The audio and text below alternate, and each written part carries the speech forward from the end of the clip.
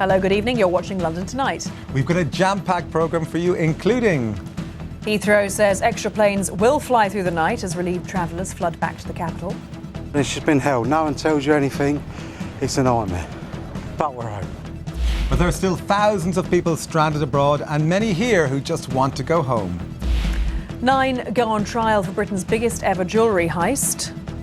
Going green, the party trying to convince Londoners to change their colours. Plus...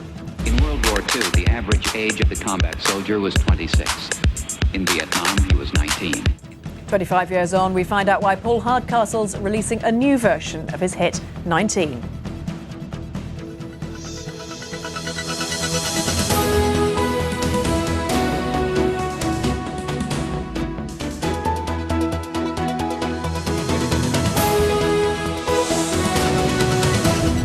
Simon, thank you very much indeed.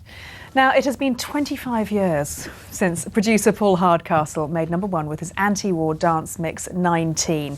I'm sure you remember it, based, as the memorable chorus said, on the average age of an American combat soldier in Vietnam. I can't believe it's 24 years. But now Paul, who lives in Essex, has updated the song, focusing on the conflict in Afghanistan. Now, what moved him especially was the death of his son's friend in Afghanistan. He was aged just 19. And we'll be talking to Paul in just a moment. But first, here's the original 19 from 1985 and, of course, the new version released this week. In Vietnam, he was 19. In Vietnam, he was 19. In Vietnam, he was 19. In Vietnam, he was 19. This is the story of men who are victims of war. They fought the longest war in American history. They all saw It's still terribly powerful listening to the original version, and the new version, Paul, is just as hard-hitting. It's lovely of you to come in to talk to us about it. Very nice to meet you indeed. It's even darker, I think, than the original. What inspired you this time? Well, basically, it's been 25 years since 19 was #1, and I don't feel that we've moved on that much. And sadly, Paul, my son, who's 19 himself, said to me when I was doing it, he said, "Did you realise a friend of mine actually died out in Afghanistan?" He was a young guy called George Sparks, and I contacted his family and I said, "Look, I'm doing a new version. Would you mind if I put George's picture in the video?" And they was absolutely over the moon that I would do that, because what's happened is they feel their son's been forgotten.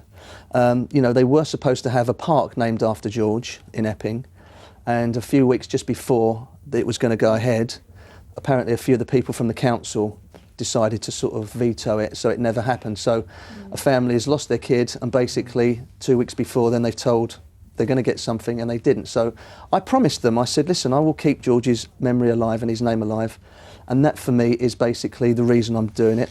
Also, Richard Hunt, who was the 200th soldier to die, I spoke to his mum Hazel, and basically, you know, the same sort of thing. She said, "I'd love you to put his picture in the video."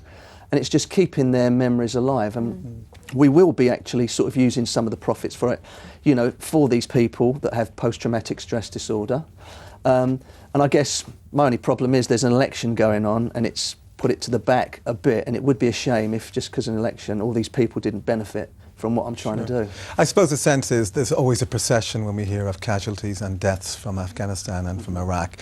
This importantly recognises that it's always someone's son or indeed daughter who has been a casualty or a victim. What has been the reaction to your re-release? It's been fantastic. I mean, I've had roughly, I looked a couple of days ago, we had 875,000 Google alerts.